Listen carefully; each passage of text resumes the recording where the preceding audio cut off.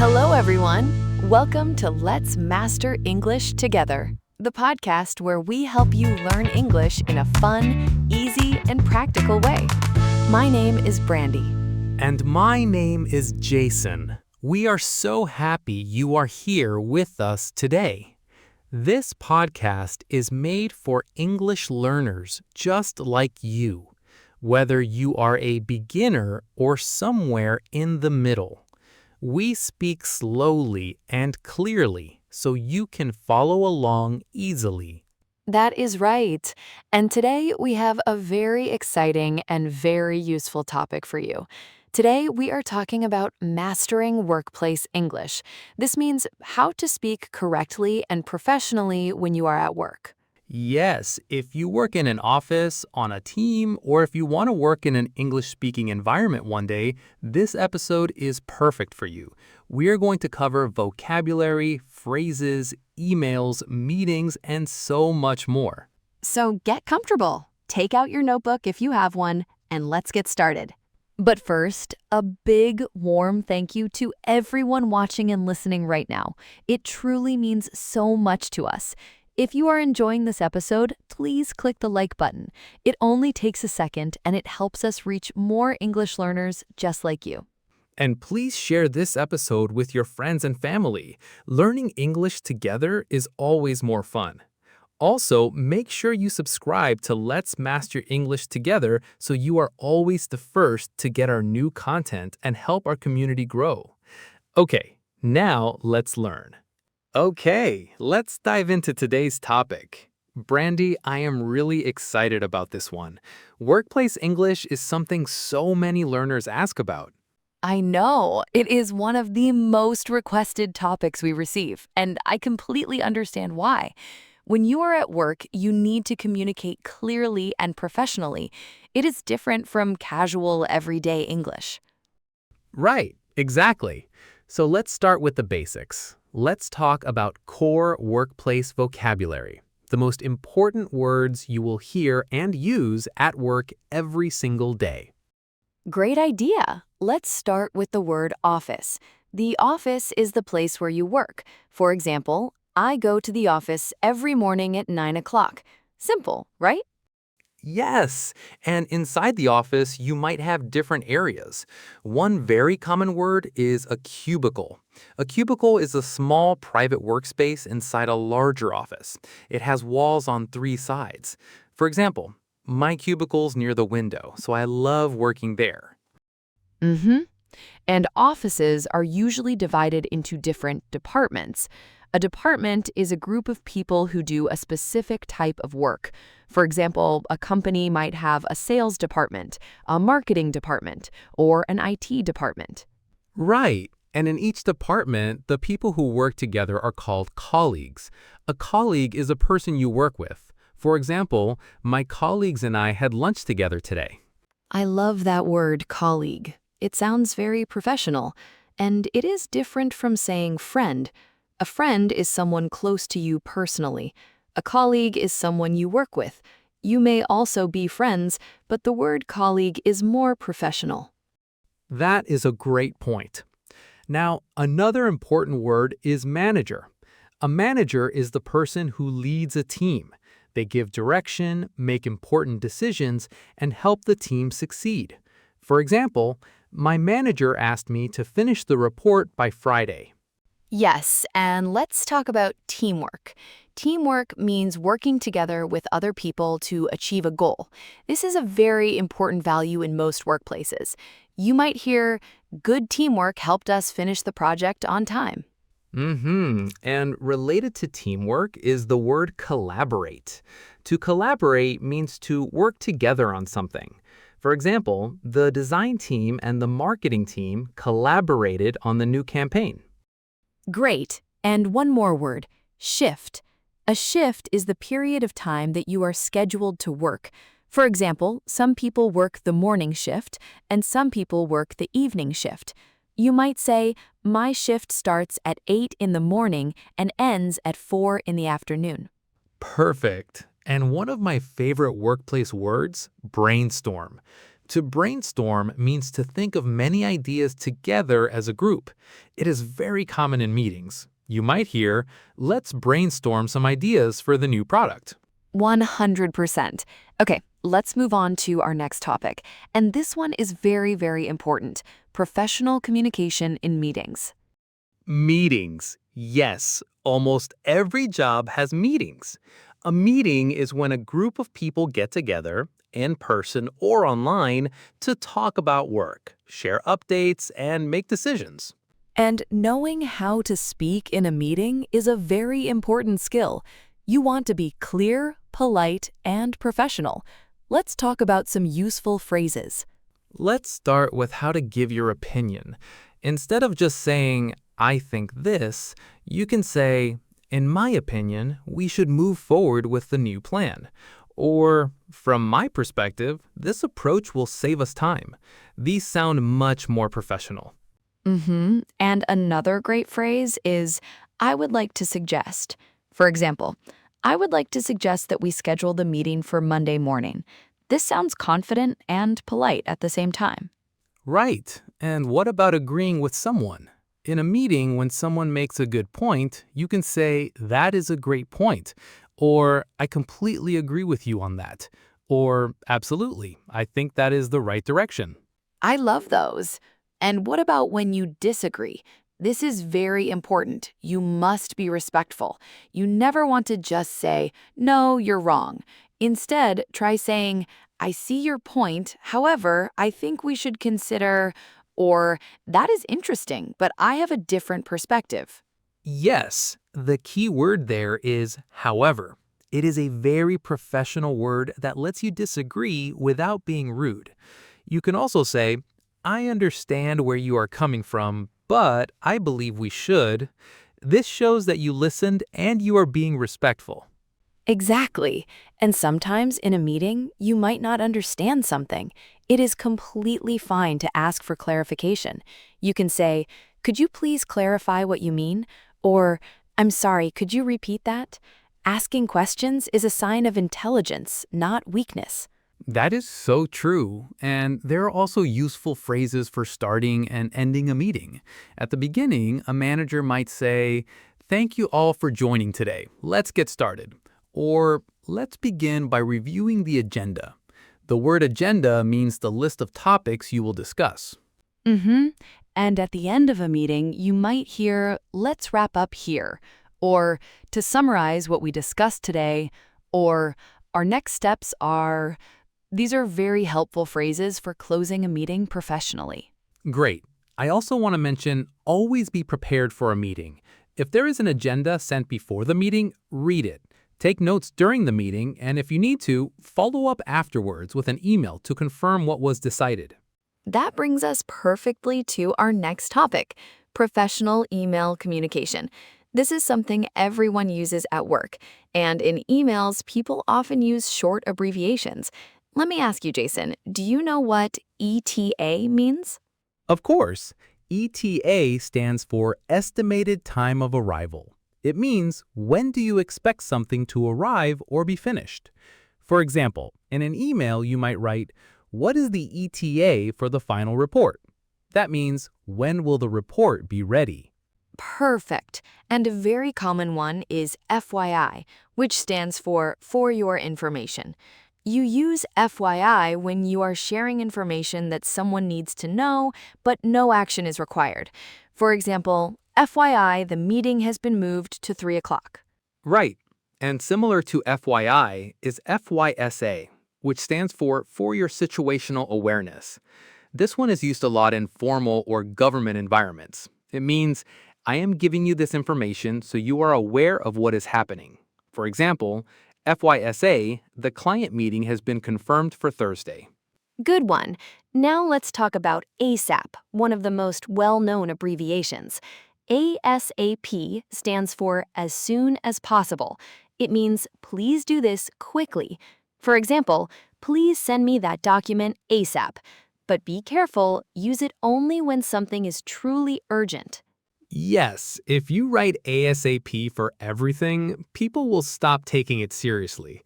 Use it only when you really mean it is urgent. Now, what about EOD? EOD stands for End of Day. This is a very common deadline in the workplace.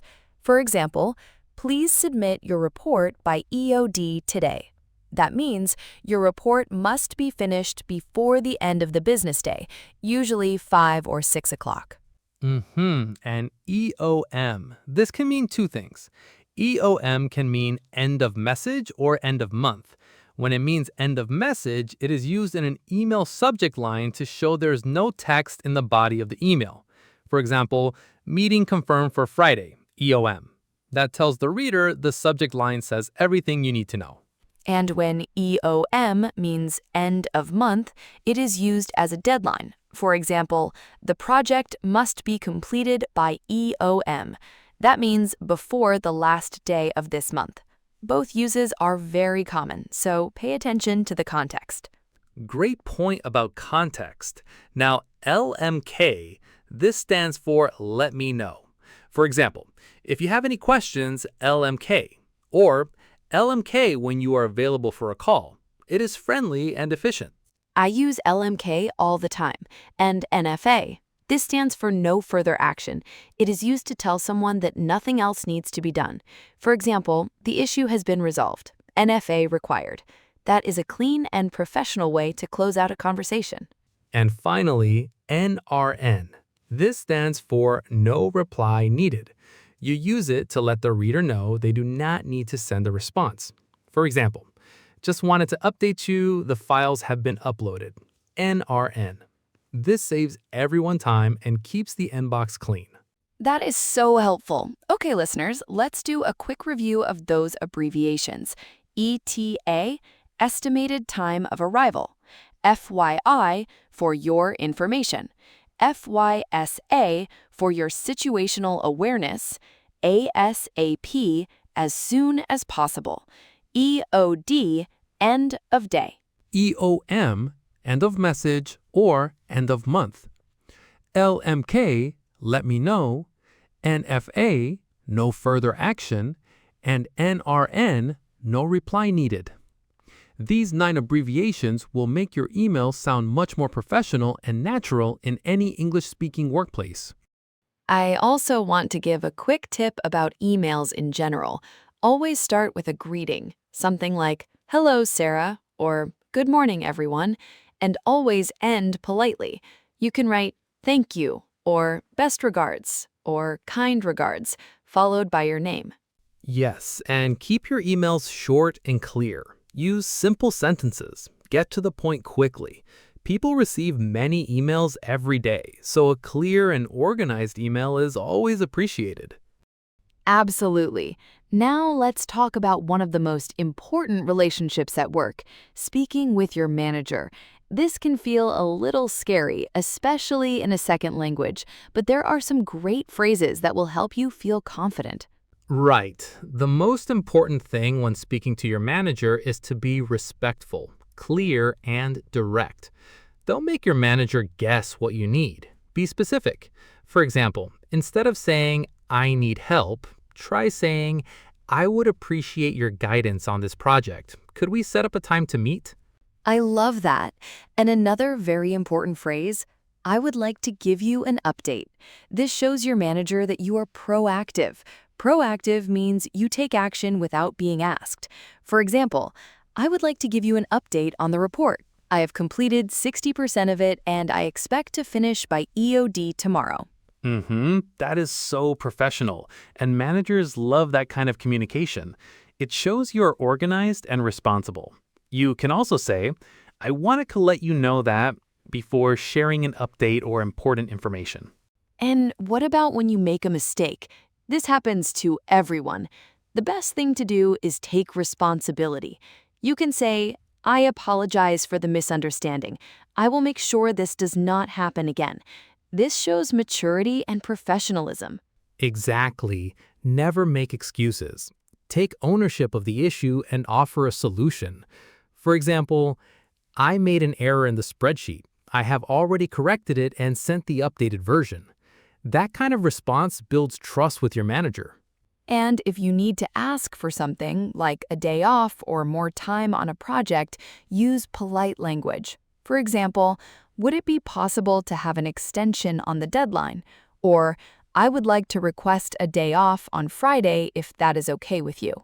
Those phrases are so useful. Being polite and respectful in your language makes such a big difference. It shows emotional intelligence, which is the ability to understand and manage your feelings and the feelings of others. That is a very valuable skill at work. Okay, now let's talk about the last big topic for today, speaking with your colleagues. Your colleagues are the people you work with every day. Building good relationships with them makes the whole work experience better. Yes, and communication with colleagues can be more relaxed than with your manager, but it should still be professional. A great way to start a conversation with a colleague is, "Hey, do you have a minute?" That means, "Can you talk right now? Do you have a little bit of free time?" And when asking for help from a colleague, try, "Could you give me a hand with this?" Or, "Would you mind helping me with something?" These are friendly but still professional. And when a colleague helps you, always say thank you properly. Not just thanks, but something like, "I really appreciate your help. That saved me a lot of time." This builds a positive and supportive work environment. And what about when you are working with colleagues from different departments? Communication becomes even more important. Always be clear about what you need. For example, "Hi David, I am reaching out from the marketing team. I was wondering if the IT team could help us with a technical issue on our website." That is a perfect example. The phrase, "I was wondering if," is very useful because it sounds polite and not too demanding. You can use it in emails and in conversations. "I was wondering if you could review my work before the deadline." And when working on a shared project with colleagues, use language that shows you are a team player. For example, "Let's work on this together." Or, "What do you think would be the best approach?" Asking for their input shows that you value their ideas. Right, and if there is ever a disagreement with a colleague, handle it with grace. You can say, "I understand your point of view. Can we find a solution that works for both of us?" This keeps the relationship positive and the work moving forward. I think the key message here is always be kind, clear, and professional. Whether you are talking to your manager, your colleagues, or sending an email, your words represent who you are at work. 100%. And remember, communication is a skill. It gets better with practice. The more English you use at work, the more confident you will become. Okay, everyone, we are coming to the end of today's episode, but before we say goodbye, let's do a full recap of everything we covered today. Are you ready, Jason? Always ready. Let's go. First, we covered core workplace vocabulary. We learned words like office, cubicle, department, colleague, teamwork, collaborate, manager, shift, and brainstorm. These are essential words you will use every day at work. We also practiced using those vocabulary words in real workplace sentence examples, which is the best way to make new language stick naturally. Then we talked about professional communication in meetings, phrases for giving opinions, agreeing, and disagreeing respectfully. We covered 9 email abbreviations like ETA, FYI, ASAP, EOD, and more. We also discussed how to speak with your manager using proactive, respectful language, like giving updates before being asked and taking ownership of mistakes. And we looked at how to communicate with your colleagues using helpful phrases like, "Could you give me a hand?" and "I was wondering if." And before we go, if you enjoyed today's episode, please click the like button right now. It helps more English learners discover our content. And please share this episode with a friend or colleague who is also learning English. Learning together is always more effective. And don't forget to subscribe to Let's Master English Together so you never miss a new episode. We publish new content regularly, and every episode is designed to help you grow your English skills step by step. And we have one small homework task for you. Go to the comment section right now and write a few sentences describing your workplace or a meeting you have had. Try to use at least 3 words or phrases from today's episode, like colleague, brainstorm, collaborate, ETA, or ASAP. Yes, we love reading your comments, and it is such a great way to practice. There are no wrong answers, just write what you know and what you learned. We believe in you. You can do this. We will be back very soon with another episode of Let's Master English Together. Until then, keep practicing your English every day, stay confident, and remember, you can do this. Thank you so much for being here today. This is Brandy. And this is Jason. Goodbye, everyone, and we will see you in the next episode of Let's Master English Together. Take care.